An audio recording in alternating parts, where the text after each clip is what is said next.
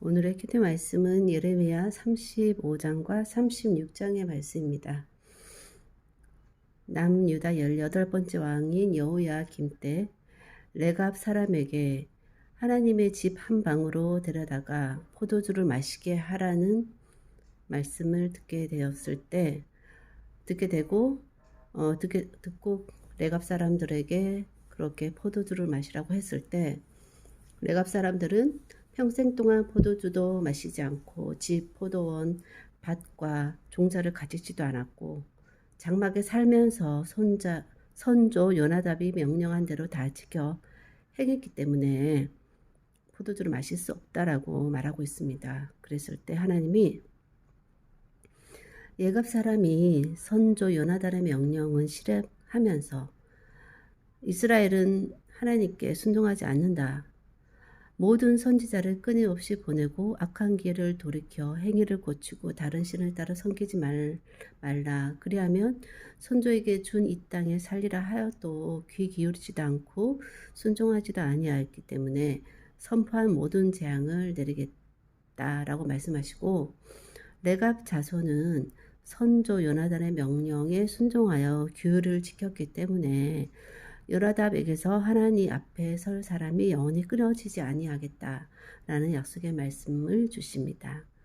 그리고 36장에서는 여호야김 제4년에 하나님 말씀이 두루마리 책에 하나님 일러주시는 말씀을 기록하고 낭독하게 하라고 하였는데 예레미야가 이 말씀을 들었지만 예레미야는 붙잡혀 있는 상황이기 때문에 바루기 대신 기록하고 금식일에 성전에 있는 백성에게 낭독을 하게 합니다.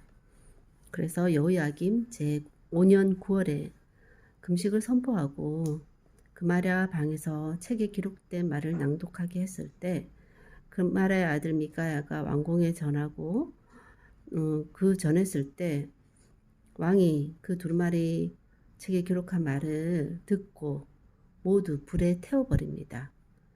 왕과 그의 신하들이 모든 말을 듣고도 두려워하거나 옷을 찢지 아니하였습니다.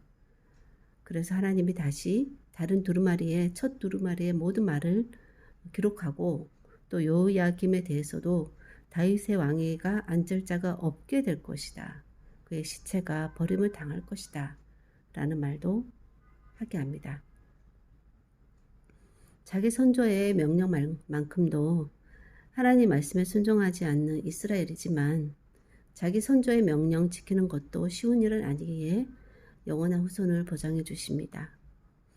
하나님의 말씀인 두루마리를 가벼이 여기는 자는 두루마리를 없앨 수는 있을지언정 다시 그 두루마리는 기록되어질 뿐만 아니라 두루마리를 없앤 것에 대한 그의 심판이 더해지는 결과를 가져올 뿐이고 그의 왕위 보존도 약속받지 못하며 자신의 시체는 버림을 당하게 됩니다. 현재가 중요한데 더 중요한 것은 현재 하나님의 말씀에 순종하며 사느냐일 것입니다. 하나님께 불순종이 현재의 즐거움과 연결된다면 즐거움을 포기할 수 없어 결국 하나님께 불순종하게 되므로 그것은 잠깐의 즐거움을 위해서 자신의 인생을 망하게 하는 결과를 가져올 수밖에 없게 될 것입니다. 특히 살아있을 때보다 죽은 이후에 영육이 다 비참해질 수 있는 것입니다. 그래서 살았을 때와 죽었을 때 영육의 어떤 유익과 불이익을 생각을 했을 때 살아서 순종함으로 즐거움이 있으며 영육 간에 살았을 때나 죽었을 때가 다 좋지만 순종했을 때 괴롭다면 그것은 영은 다 좋을 것이고 또 죽었을 때 육도 좋지만 살았을 때 육이 괴로울 수 있을 것입니다.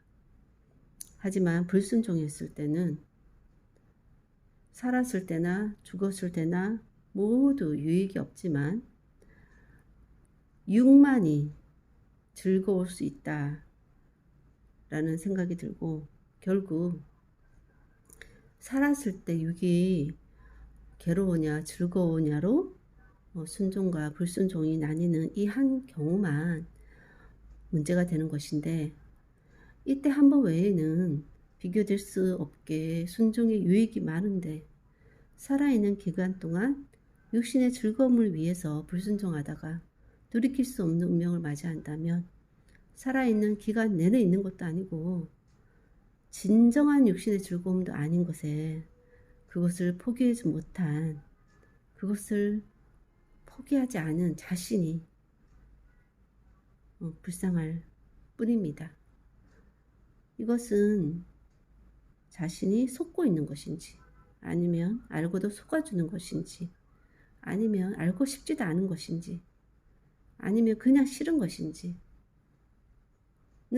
알 수 없지만, 그냥 어느 정도 덧셈 뺄셈을 할 수 있는 지능이 누구에게나 있다면, 누구나 조금만 생각해 보아도 어떠한 그런 결론이 유익한지 자기 스스로 알 수 있을 것입니다. 그렇다면 결국 하나님의 선택으로 어떤 사람은 하나님의 자녀가 되고 자녀로서 누리는 축복을 얻게 되고, 어떤 사람은 하나님 자녀가 아니기 때문에 이 세상에서 어떠한 삶이나 상관없이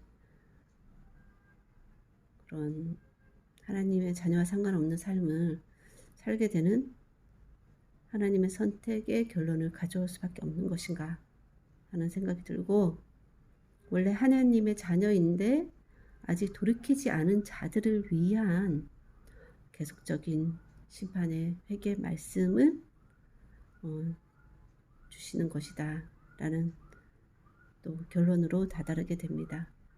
그러면서 누가 하나님의 자녀인지 아닌지 결국 본인은 알 것 같은데, 주위의 사람이니 누가 하나님의 자녀인지 아닌지, 선택받은 사람인지 아닌지 모르기 때문에 그를 위해서 기도하며 또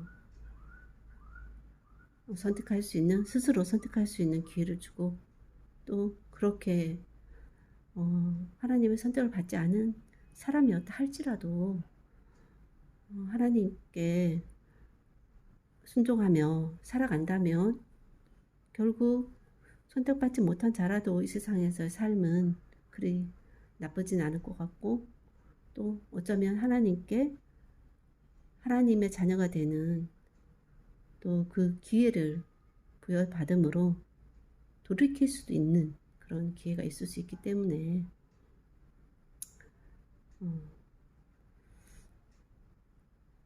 하나님의 자녀가 아니니 그냥 이렇게 살겠다라고 스스로도 또 주위에서도 그렇게 포기해서는 안 될 것 같다는 생각이 듭니다. 결국 하나님께서 주시는 말씀은 하나님의 백성이, 하나님의 자녀가 하나님의 백성다운 모습으로 살지 못하고 있을 때 주시는 회개와 심판의 경고의 말씀인 것을 오늘 또 다시 보게 됩니다.